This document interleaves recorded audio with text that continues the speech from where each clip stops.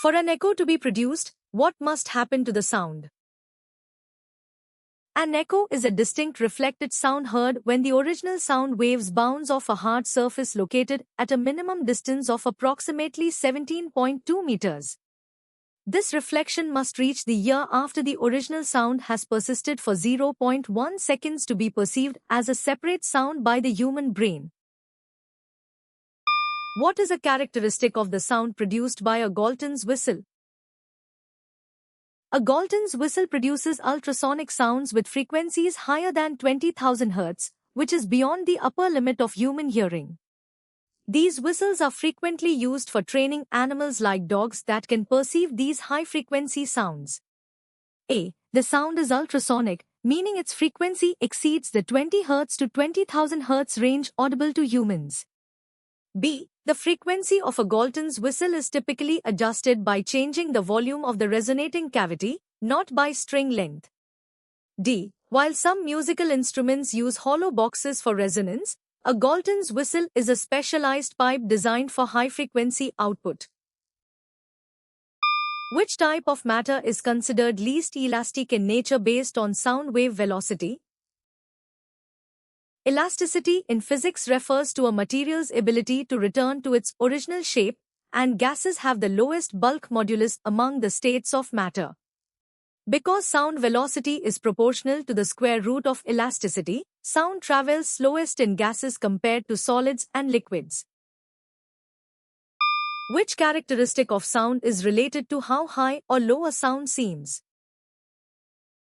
Pitch is the subjective perception of the frequency of a sound wave, where higher frequencies result in a higher-pitched sound. It allows the human ear to distinguish between shrill and grave sounds. What happens to sound waves when they strike a new medium's surface, causing them to return to the original medium? Reflection occurs when a sound wave hits a boundary between two different media and bounces back into the first medium. This phenomenon is the fundamental principle behind echoes and sonar technology. How do sounds reach a doctor's ears in a stethoscope? A stethoscope works on the principle of multiple reflections of sound waves within its hollow tube to guide sound from the chest piece to the earpieces. This allows doctors to hear faint internal sounds like heartbeats or lung activity clearly without significant loss of energy. Direct transmission through a solid rod is the principle of older acoustic devices, but modern stethoscopes use air-filled tubes. Absorption would weaken the sound signal, whereas the stethoscope is designed to preserve it through reflection. Sound is a mechanical longitudinal wave, not an electromagnetic wave, and requires a medium to travel.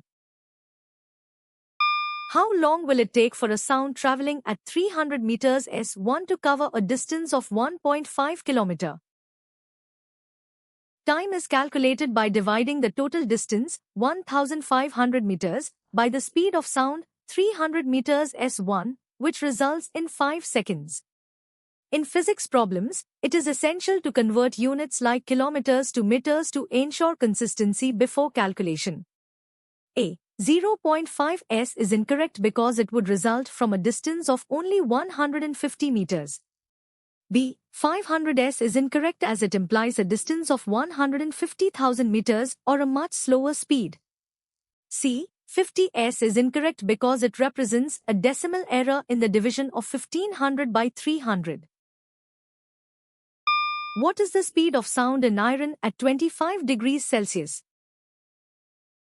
The speed of sound in iron at 25 degrees Celsius is approximately 5,950 meters per second, reflecting the high elasticity and density of the metal. Sound travels faster in solids like iron than in liquids or gases because the atoms are more tightly packed. The value 6,040 meters per second is the approximate speed of sound in aluminum at 25 degrees Celsius, which is higher than in iron. The value 4,700 meters per second is closer to the speed of sound in certain types of glass or mild steel but not pure iron. The value 5,960 meters per second is the speed of sound in steel at 25 degrees Celsius, which differs slightly from pure iron due to carbon content. Which fact surprised you the most? Comment below and subscribe to Goshen for more.